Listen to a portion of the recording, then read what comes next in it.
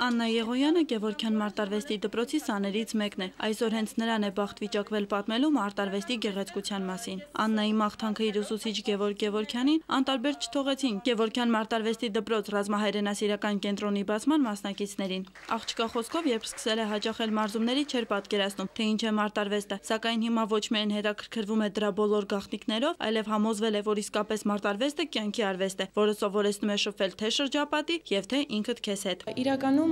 ոչ միայն մենք սովորում ենք ինչ որ մարդկանց ծեծել կամ պաշտպանվել, դա չի իմաստը պարապմունքների, այլ ապրել, հասարակ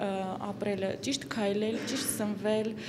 ճիշտ հարաբերվել աշխատավայրում մնացածների հետ։ Գևորգ Գևորգյանը իր դպրոցի առանձնահատկությունը տեսնում է առաջին հերթին գաղափարախոսության մեջ։ Կանխիր ագրեսիան, վերահսկիր իրավիճակը կարգախոսով է շարժվելու բացառիկ մարզագույքով հագեցած մարտարվեստի արհեստավարժ դպրոցը։ Արցախյան ազատամարտի մասնակից Գևորգը համոզված է, որ ագրեսիան կարելի է կանխել ճկուն մտքի օգնությամբ։ Կունգ-ֆուի վարպետը տարիների ընթացքում յուրացնելով չինական եւ տիբեթյան մարտավոճերը մշակել է սեփական մարտարվեստը, ինչը եւ պատրաստում է փոխանցել իր սաներին։ Մենք բավականին մեծ ուշադրություն ենք դարձնում ընտրության վրա։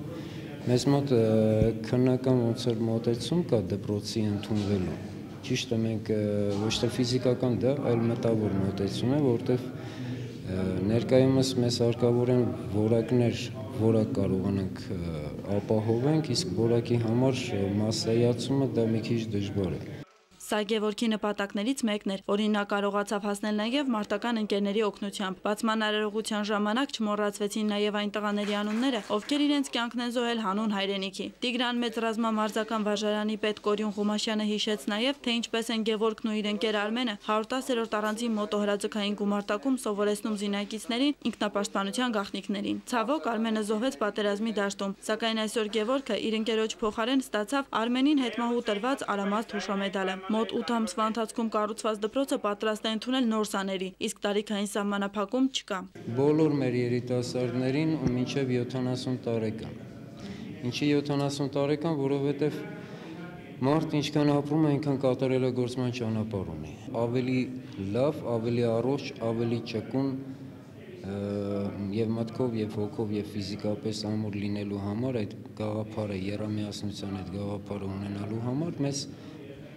տարիքը չի էական, որովհետև մենք ապրում ենք եւ ամեն օր մենք որևիցե գործ ենք անում, իսկ այդ գործը պետք է կարողանանք առողջ մտքով անել, առողջ հոգով անել։